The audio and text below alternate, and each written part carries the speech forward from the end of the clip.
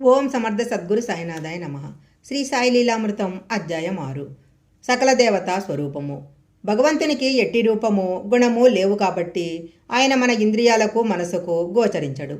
మానవులు ఆయన గురించి తెలుసుకొని ఆయనను ప్రేమించి తరించటం ఎలా సాధ్యము? అందువలన మనపై కరుణతో ఆయనయే మానవాకారంతో భూమిపై సద్గురువుగా అవతరిస్తుంటాడు. చూడటానికి సద్గురువు కూడా సామాన్య మానవుడిలాగా ఉన్న ఆయన యొక్క శక్తి సామర్థ్యాలు మాత్రము అపారము. హేమద్బంతు చెప్పినట్లు సద్గురువు అన్న పదం గుర్తుకు రాగానే సాయియే మనసుకు వస్తారు. వారి లీలలను చింతన చేస్తే భగవంతుని తత్వంపై మనకు స్థిరమైన భక్తి శ్రద్ధలు కలుగుతాయి. కానీ ఇది తెలియక వేర్వేరు దేవతలను ఆరాధించడమే చాలునని అందరూ అనుకుంటారు.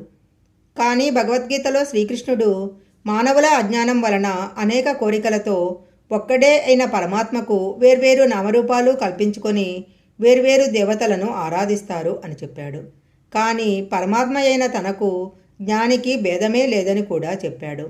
దేవతలందరూ భగవంతునికి ఆధీనులైనట్లు సాక్షాత్తు భగవంతుని ప్రతిరూపమైన సద్గురువుకు కూడా ఆధీనులే. అంతేకాదు శ్రీగురు చరిత్రలోని దీపకుని వంటి సద్గురువు భక్తునికి కూడా దేవతలందరూ ఆధీనులే. కారణము సద్గురువు సర్వదేవతా స్వరూపము. ఈ విషయము సాయి భక్తులకెందరికో అనుభవమైంది. గౌలీబువ అనే 95 ఏండ్ల సాధువు తనకున్న కొద్ది సామాను ఒక గాడిద మీద పెట్టుకొని ప్రతి సంవత్సరము కాలినడకన పండరీపురం వెళ్తుండేవాడు. అతడు 8 మాసాలు విఠలుని సన్నిధిలోనూ 4 మాసాలు గంగాతీరంలోనూ గడిపేవాడు.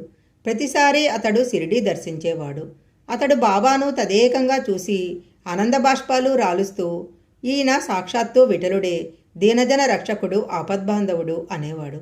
రఘువీర పురందరే తన తల్లిని తీసుకుని 1913లో షిరిడీ వెళ్ళాడు. ఆమె విఠలుని భక్తురాలు కాబట్టి త్వరగా పండరీ వెళ్ళాలని అతనిని ఒత్తిడి చేయసాగింది. అప్పటినుంచి సాయి ఆమెతో నువ్వు పండరీ ఎప్పుడు వెళ్తావు అని పదే పదే అడగసాగారు. ఒకరోజు ఆమెను పండరీ తీసుకెళ్లటానికి బాబా అనుమతి కోరదలిచాడు పురందరి. నాటి మధ్యాహ్నము వారిద్దరికీ రుక్మా సమేతుడైన విఠలుడిగా సాయి దర్శనమిచ్చారు. అంతటితో ఆమెకు బాబాయే విఠలుడన్న విశ్వాసం ఏర్పడి షిరిడీయే తనకు పండరి అని బాబాకు సమాధానమివ్వసాగింది. ఒక మమల్తాదారుడు ఒక డాక్టర్ని తనతో కూడా సాయి దర్శనానికి రమ్మంటూ ఉండేవాడు. ఆ డాక్టరు శ్రీరామునికి తప్ప మరెవరికి మొక్కేవాడు కాదు. ఫకీరైన సాయికి మొక్కటం తన వల్ల కాదు అనేవాడు. ఆయనకు మొక్కాలి అన్న నిర్బంధమేమీ లేదని చెప్పాకనే అతను కూడా షిరిడీ వెళ్ళాడు. కానీ మసీదులో కాలు పెడుతూనే అతడు సాయి పాదాలపై వ్రాలి తన్మయత్వంతో ఆనంద బాష్పాలు కార్చాడు. అతడు లేవగానే పిచ్చివాడా, రాముడెక్కడ లేడు, చూడగలిగితే అంతటా ఉన్నాడు, లేకుంటే ఎక్కడా లేడు అన్నారు సాయి. తన గురించి ఆయనకంతా తెలుసని అతనికి అర్థమైంది. తరువాత డాక్టరు ఇలా చెప్పాడు. సాయి నాకు శ్రీరామునిగా కనిపించారు. నమస్కరించి లేచేసరికి సాయిగా కనిపించారు.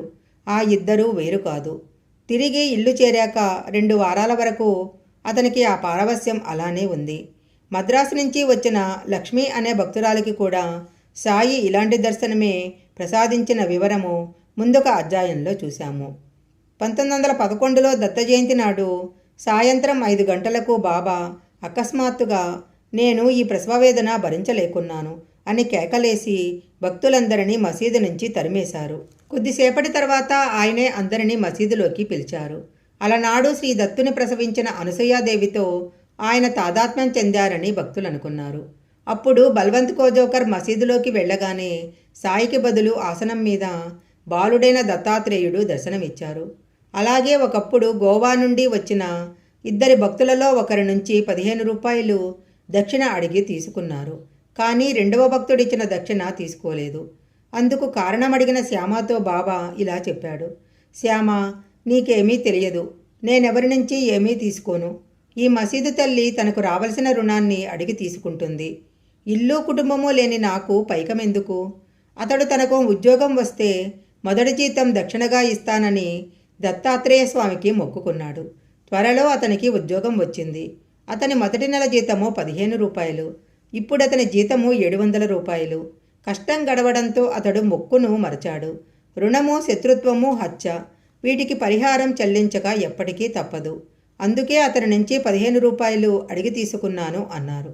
తాను మొక్కిన దత్తస్వామియే సాయి. అలానే బాపు సాహెబ్ అనే దత్తభక్తుడు తన బంధువైన నానా చందర్కర్ మాటను తోసివేయలేక 1900 సంవత్సరంలో సాయిని దర్శించాడే కానీ లోపల ఆయన ముస్లిం అన్న శంక ఉంది. కానీ మసీదులో అతనికి సాయి బదులు దత్తమూర్తి దర్శనమిచ్చారు. అంతటితో అతడు తన జీవితమంతా సాయి సేవకే అంకితం చేశాడు.